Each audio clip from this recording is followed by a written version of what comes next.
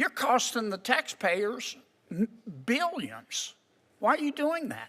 So, Senator, you say it costs 5.4%. That's what it costs this year. No, that's what it cost yesterday. Yes. But my mama didn't raise a fool.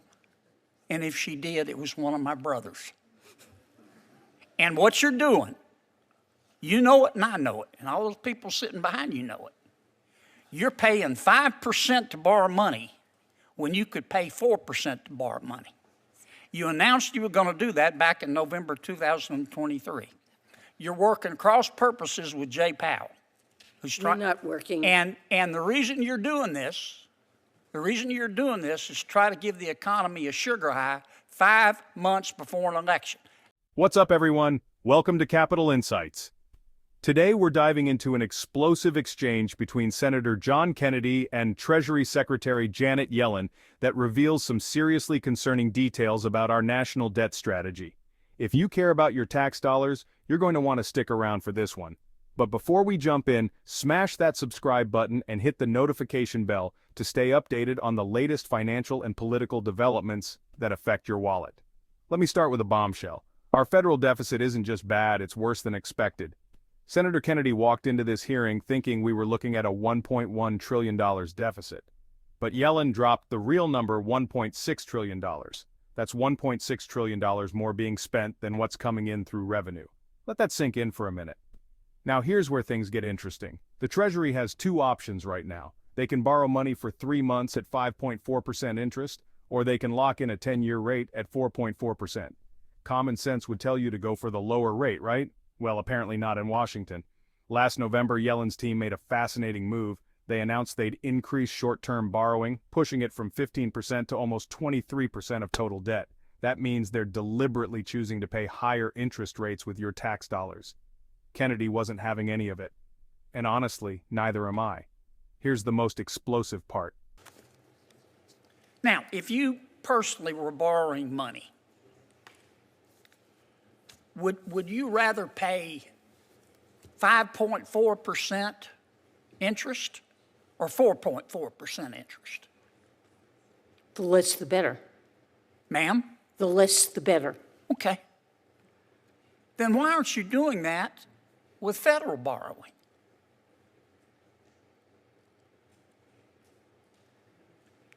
Well, in federal borrowing, our objective is to issue at least cost over time and not to try to time the market. Yeah, but you are timing the market. You issued a press release back in November that you were going to try to time the market. It's double talk. It isn't double talk because maybe it's my fault. Maybe it's my fault.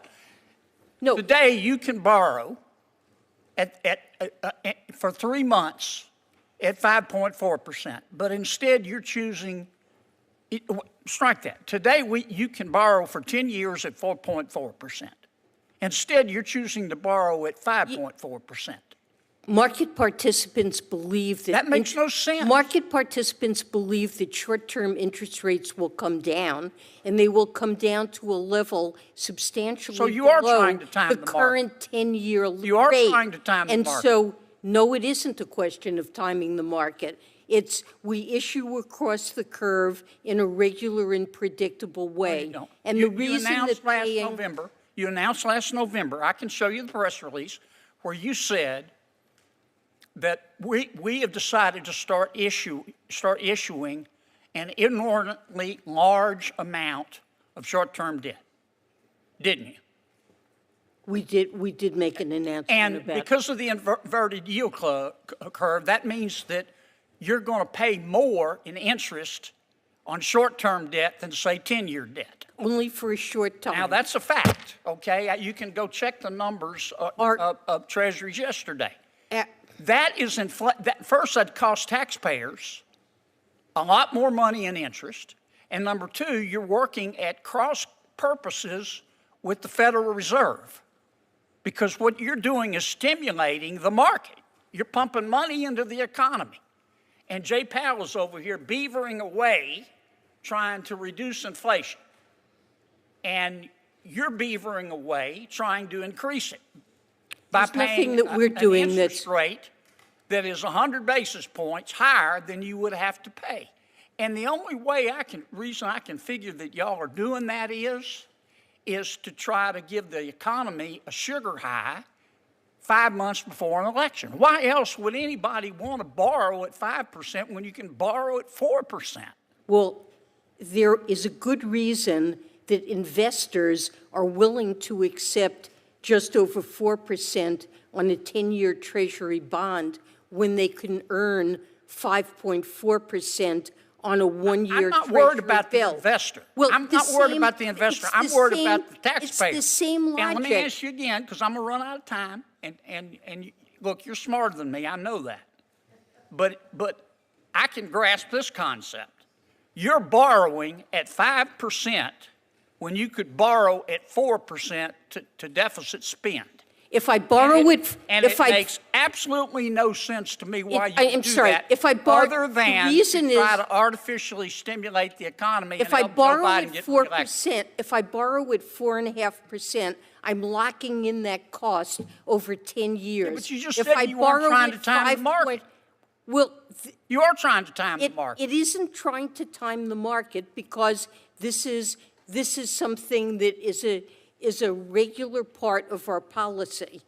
When short-term rates are high, and long-term rates are lower, the reason for that is that market participants expect short rates to go down, and they expect them to decline over 10 years to substantially under 4.5%.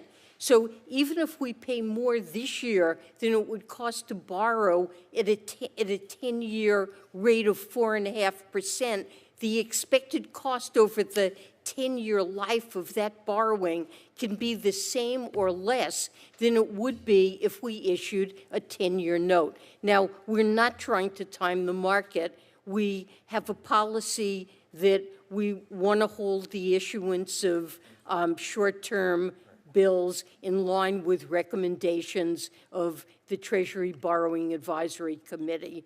Can I say something now? Madam Secretary, I'm going to say it again. You're a lot smarter than me. But my mama didn't raise a fool. And if she did, it was one of my brothers.